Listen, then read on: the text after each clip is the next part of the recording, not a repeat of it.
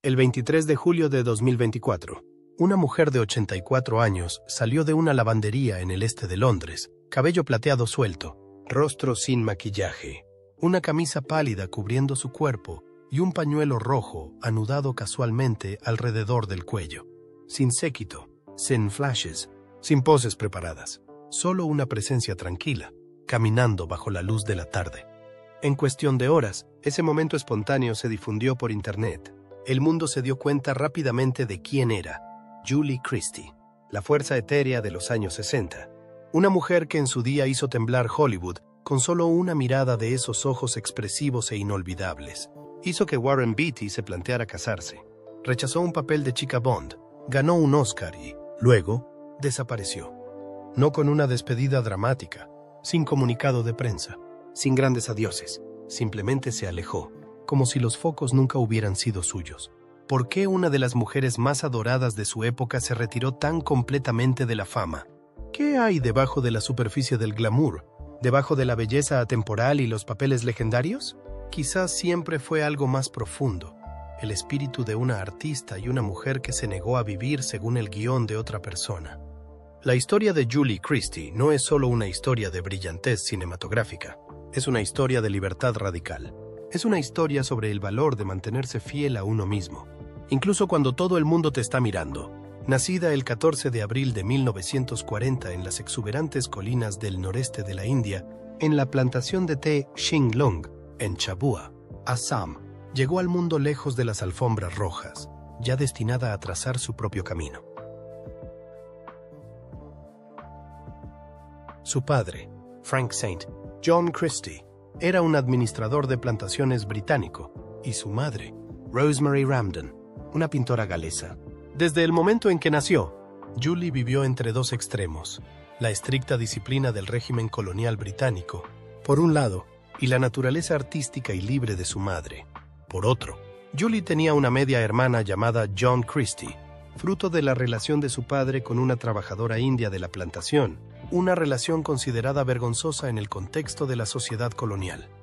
Esta historia permaneció oculta durante muchos años, pero fue la primera señal de que la vida de Julie estaría siempre entrelazada con contradicciones tácitas. Aunque más tarde rara vez lo mencionó, el hecho de crecer en una familia marcada por fracturas silenciosas, sin duda moldeó su perspectiva sobre la identidad, el poder y la verdad. A los 6 años, Julie fue enviada a Inglaterra para estudiar. Fue criada por una familia adoptiva, lejos de sus padres, y matriculada en un colegio católico. El ambiente era estricto, frío y rígido, en marcado contraste con su colorida infancia en la India. Fue allí donde la expulsaron una vez por contar historias inapropiadas, una clara señal temprana de que no era alguien que se dejara limitar por las normas. Julie admitiría más tarde que este periodo le dejó un profundo sentimiento de abandono, que influyó directamente en su resistencia al compromiso, su renuencia al matrimonio y su decisión de no tener hijos. Tras su estancia en Inglaterra, Christie fue enviada a París para continuar su educación y perfeccionar su francés, idioma que dominaba desde la infancia. Allí, a los 9 años, Julie vivió una experiencia determinante. Se escapó en secreto del internado y pasó todo un día deambulando con un desconocido, un joven actor que luchaba por hacerse un nombre. Su historia la cautivó. Julie diría más tarde que ese fue el momento en que supo que quería ser actriz. No por la fama, sino por la libertad. La libertad de vivir vidas diferentes, de liberarse de la realidad estrictamente controlada que había conocido desde niña. Al regresar a Inglaterra, Julie decidió dedicarse al teatro. Se matriculó en la Central School of Speech and Drama de Londres, una de las escuelas de artes escénicas más prestigiosas del país. Allí, Julie destacó no por superar académicamente a los demás, sino por su forma de expresarse, natural, moderna, sin forzamientos. No actuaba para complacer a sus profesores. Actuaba para ser auténtica. Tras graduarse en la Central School of Speech and Drama de Londres, Julie Christie no se convirtió inmediatamente en un rostro familiar en la gran pantalla. Comenzó su carrera con cautela, discretamente, pero siempre destacó por su enfoque distintivo. Mientras que muchos actores de la época seguían adhiriéndose al estilo teatral tradicional, con una dicción clara y gestos exagerados, Julie optó por una forma de actuar más natural y moderna, haciendo que sus personajes parecieran sacados de la vida real. En 1961, Christie consiguió su primer papel en televisión en la serie de ciencia ficción de la BBC A for Andromeda. Era un papel peculiar. Interpretaba a una mujer creada por un ordenador, fría, seductora y no del todo humana. La interpretación sobria de Julie, sus diálogos escasos y sus expresiones sutiles llamaron la atención tanto del público como de los directores. Rápidamente se la comparó con Brigitte Bardot, pero se la consideraba una versión más inteligente y enigmática. Incluso se aconsejó a la BBC que le ofreciera un contrato a largo plazo, pero lo rechazaron, una decisión que más tarde se consideró un gran error. Cuando se produjo la secuela de la serie, el papel de Christie fue reinterpretado, ya que ella ya se había marchado en busca de su propio camino. En 1962, comenzó a aparecer en largometrajes con 2 papeles secundarios en las comedias británicas Crooks Anonymous y The Fast Lady.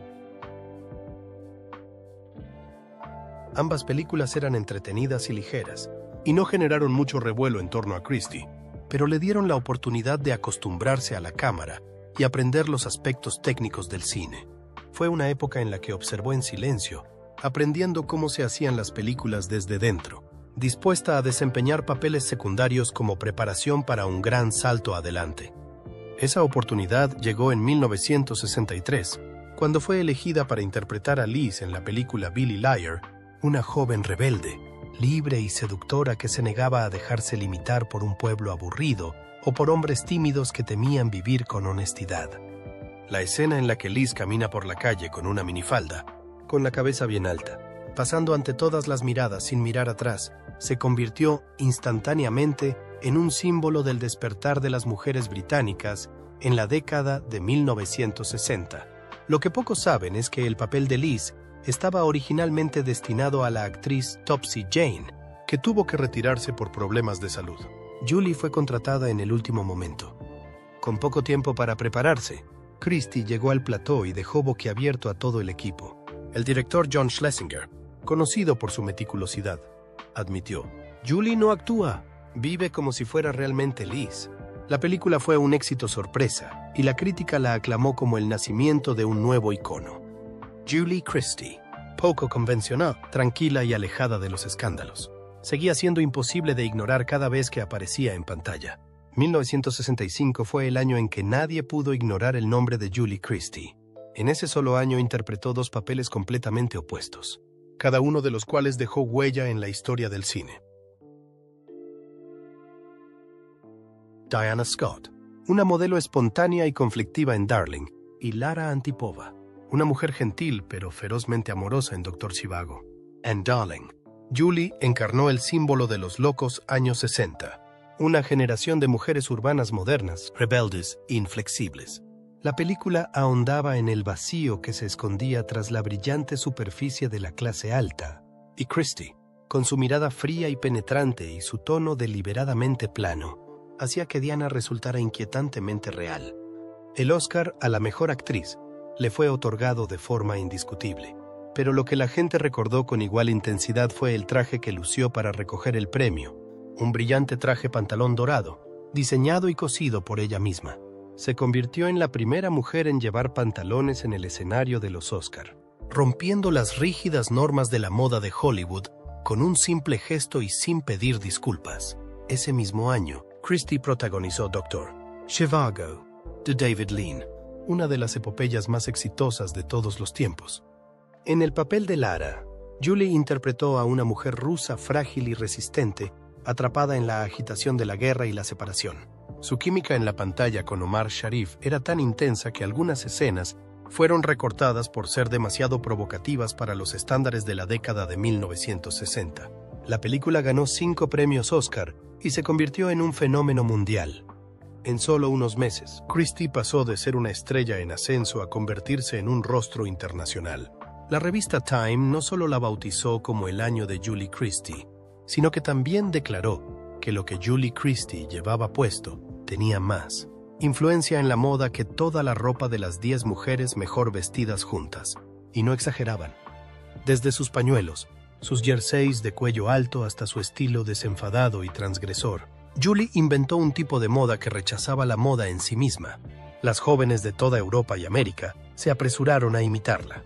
Tras alcanzar la cima, en lugar de dejarse llevar por la ola de ofertas de éxitos de taquilla, eligió papeles desafiantes e impredecibles. Fahrenheit 4 1966, dirigida por François Truffaut, una sombría película de ciencia ficción en la que interpretó los dos papeles principales, Linda y Clarice. Luego, Lejos del mundanal ruido, 1967, donde interpretó a una mujer independiente perseguida por 3 hombres, lo que supuso otro punto de inflexión, pasando de estrella de cine a actriz seria. A principios de la década de 1970, Christie siguió impresionando con No mires ahora, 1973, una atrevida película de terror psicológico que incluía una escena de sexo tan realista que se rumoreó que era real. Luego llegó McCabe y Mrs. Miller, de 1971, donde interpretó a una astuta e inteligente propietaria de un burdel, un papel que le valió su segunda nominación al Oscar. Tras un periodo alejada del cine comercial, Christie regresó con Afterglow, 1997, una película independiente estadounidense en la que interpretaba a una mujer de mediana edad insatisfecha con su matrimonio. Su interpretación le valió su tercera nominación al Oscar. Una década más tarde, Away From Her, 2007, uno de los papeles más aclamados de su carrera, presentó a Julie como una mujer con Alzheimer que se enfrenta a la pérdida gradual de la memoria y a la impotencia de su marido. El papel le valió una cuarta nominación al Oscar, así como un Globo de Oro, un premio SAG y numerosos premios de la crítica. Algunas escenas de Away From Her se han utilizado incluso en facultades de medicina para enseñar el comportamiento de los pacientes con Alzheimer, un testimonio excepcional del poder de la interpretación auténtica.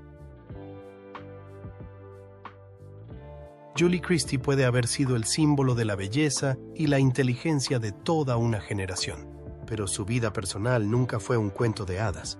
Hablaba francés e italiano, vivía libremente, amaba con intensidad y nunca ocultó su individualidad. Sin embargo, detrás de esa apariencia radiante se escondía un alma compleja, siempre recelosa de la fama y temerosa de ser controlada. Antes de que el mundo conociera a Julie Christie como una estrella ganadora de un Oscar, era solo una actriz prometedora que aprendía a sobrevivir en el competitivo mundo del cine. Fue durante esa época, a principios de la década de 1960, cuando conoció a Terence Stamp, el joven actor aclamado como el rostro más prometedor del cine británico. Se conocieron en Londres, en una fiesta de teatro. Stamp ya estaba causando sensación con Billy Budd y llamando la atención de Hollywood. Christie aún era un nombre desconocido, pero había algo en ella que nunca se desvaneció. Un aura ferozmente independiente mezclada con un misterio esquivo y frágil.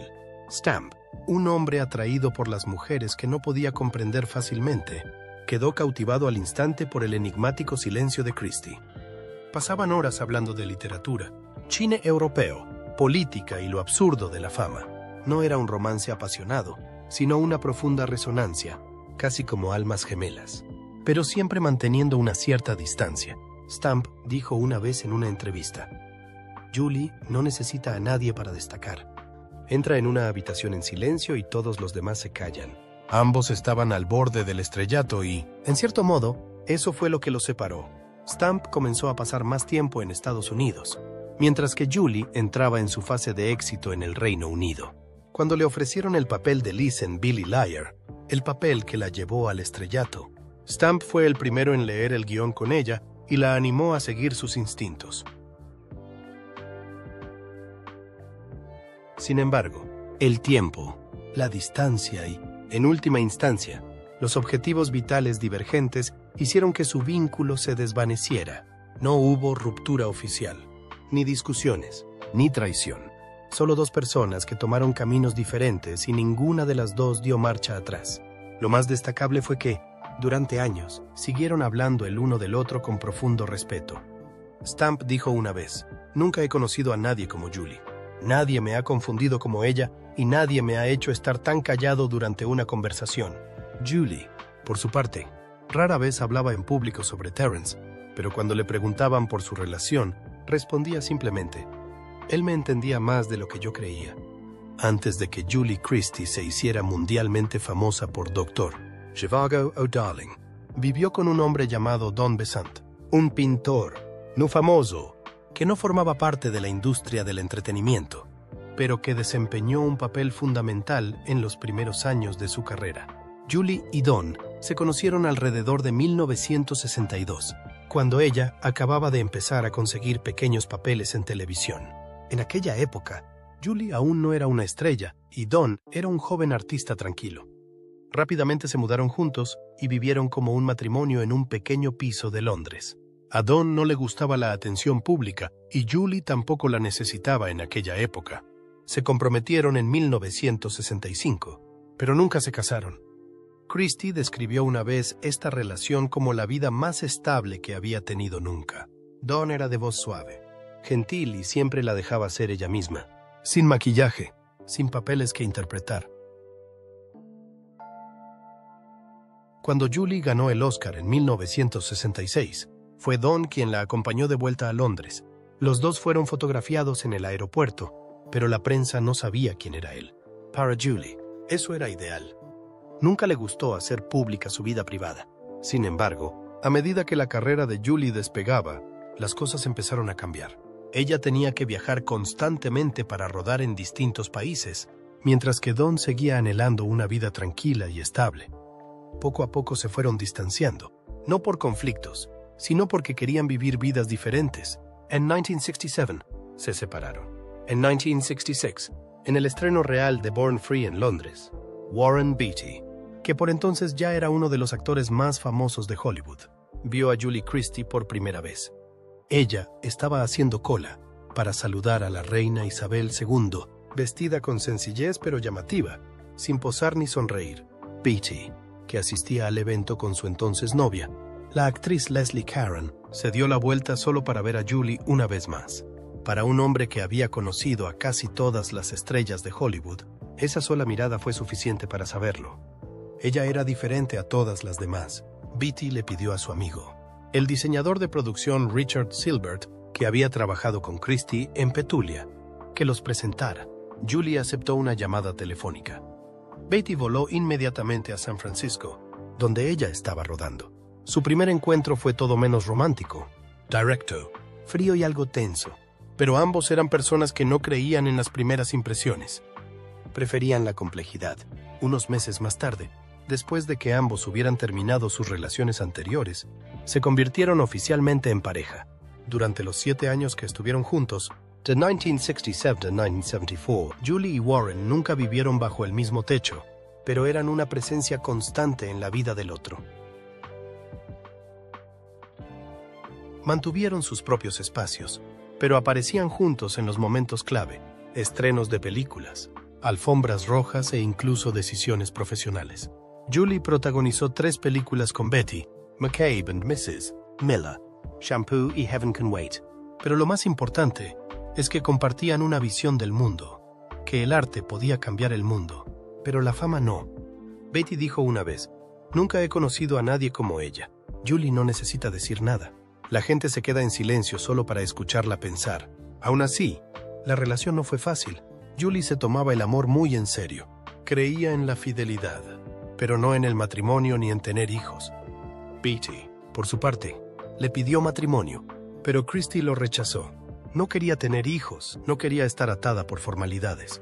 Para ella, la verdadera conexión no necesitaba papeles.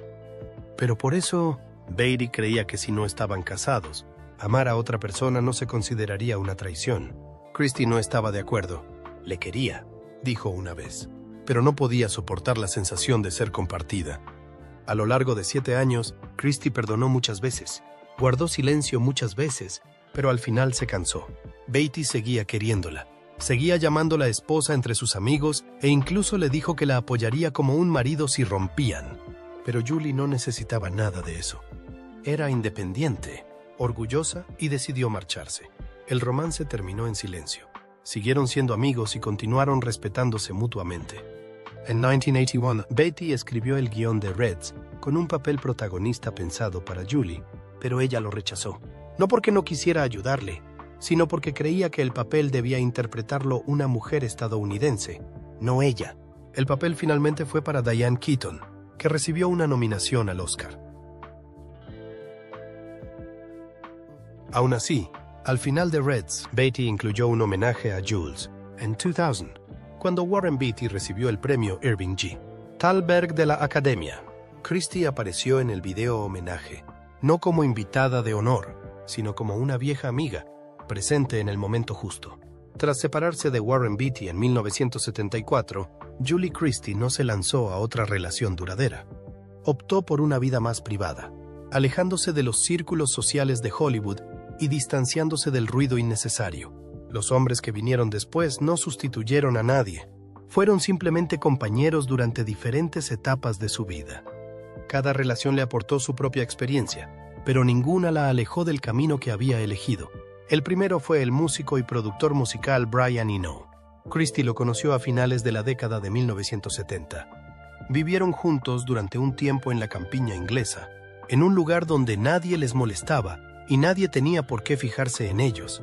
Los dos compartían un temperamento afín: el amor por el arte, el rechazo al ruido y una firme barrera con la prensa. Según sus amigos, podían pasar horas sentados uno al lado del otro en silencio y sentirse completamente a gusto. Cuando terminó, no hizo falta ninguna explicación. El siguiente fue Jim McBride, un director estadounidense que Christie conoció mientras trabajaba en una película independiente que finalmente se archivó. Era directo, vivía a toda velocidad, era hablador, todo lo contrario al estilo de vida tranquilo que ella había adoptado. Su relación duró poco. Christie dijo una vez, simplemente, que era demasiado americano, demasiado apresurado, demasiado ruidoso, sin conflictos, sin remordimientos. Con el fotógrafo Terry O'Neill, la conexión comenzó a través del trabajo. O'Neill había tomado varias fotos icónicas de Christie y, durante esas sesiones, se desarrolló una relación en silencio. Pero, como muchas otras antes, no duró. O'Neill confesó más tarde: amaba a Julie con los ojos, pero no sabía escuchar su silencio. No había nada malo entre ellos, solo que no era suficiente para quedarse. Otro nombre fue Lou Adler, el conocido productor de Hollywood. Se conocieron en una fiesta mientras Christie aún estaba pensando si volver a Estados Unidos para un proyecto cinematográfico. Adler era encantador, hablador y conocía muy bien el mundo del espectáculo, precisamente de lo que ella estaba tratando de alejarse. Después de solo unos meses, Christie regresó a Inglaterra, poniendo fin a la relación antes de que se complicara. Mirando atrás, todos esos hombres llegaron y se fueron con delicadeza. Ninguno se quedó a largo plazo, pero cada uno representó un momento en el que Julie había estado dispuesta a abrir su corazón. Aún así, no buscaba el compromiso ni necesitaba etiquetas.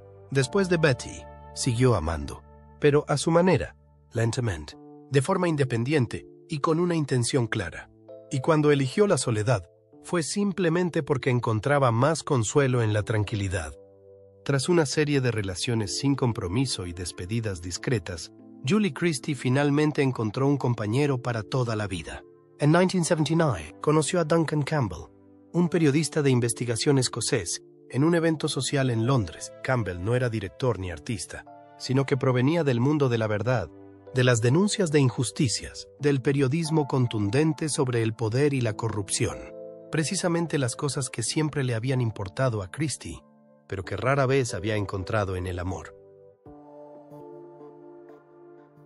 Rápidamente se hicieron muy amigos y se mudaron juntos, sin celebrar boda ni hacer declaraciones públicas.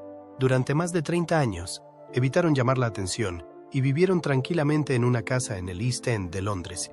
Más tarde, en una tranquila granja en Gales, Campbell siguió escribiendo, mientras que Christie se fue retirando poco a poco del cine.